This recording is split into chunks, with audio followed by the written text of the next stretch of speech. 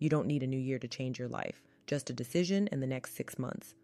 Before we start, subscribe for daily inspirational content if you're serious about becoming the woman who doesn't just set goals, but actually shows up for them. So here we are, mid-year. Maybe you had big energy in January and life happened. Maybe your goals ghosted you or you ghosted them. Maybe nothing's really wrong, but you're just in that mess space, stuck between where you started and where you hoped you'd be. That's fine. Because the truth is, you don't need to start over, you just need to reroute.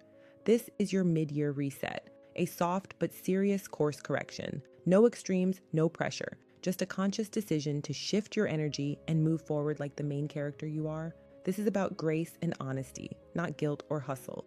You get to choose again, today. First, you have to be honest with yourself. No more vague feelings of, I don't know what's off.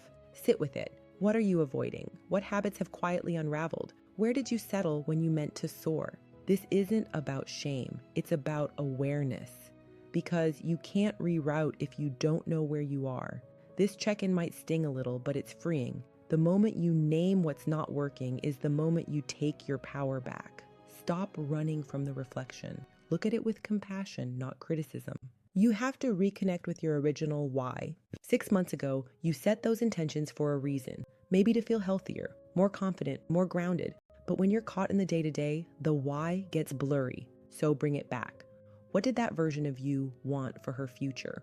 What kind of woman were you trying to become? Don't underestimate the clarity that comes from remembering your purpose.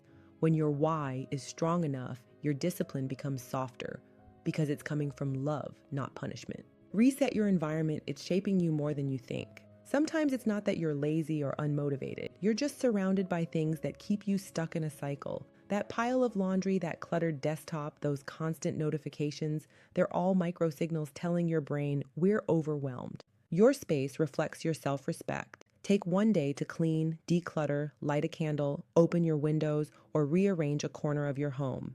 When your physical space feels better, your mental space begins to follow. Don't overthink it. Just begin with one drawer or one surface. Not what worked in the past, not what looks good online. What does your body, your mind, your soul need right now? Maybe your mornings need more stillness. Maybe you need to move more, sleep deeper, or say no more often. Maybe your glow up looks less like a gym membership and more like regular therapy. Tune into your current self. What would make you feel held, nourished, and balanced? That's your real routine. Protect your peace like it's your full-time job. It's not just about adding better habits. It's about removing what's draining you, the half yeses, the emotional clutter, the relationships you keep patching even though they're clearly expired.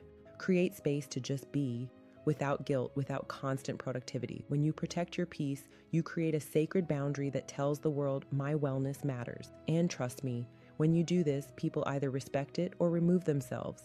Anchor into one non-negotiable each day. You don't need a 15-step plan. You need one thing you can commit to daily, no matter how chaotic life gets.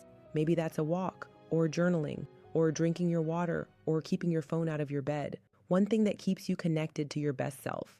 Over time, that single action becomes your lifeline. It reminds you that consistency, even in micro moments, builds self-trust. Celebrate your subtle growth.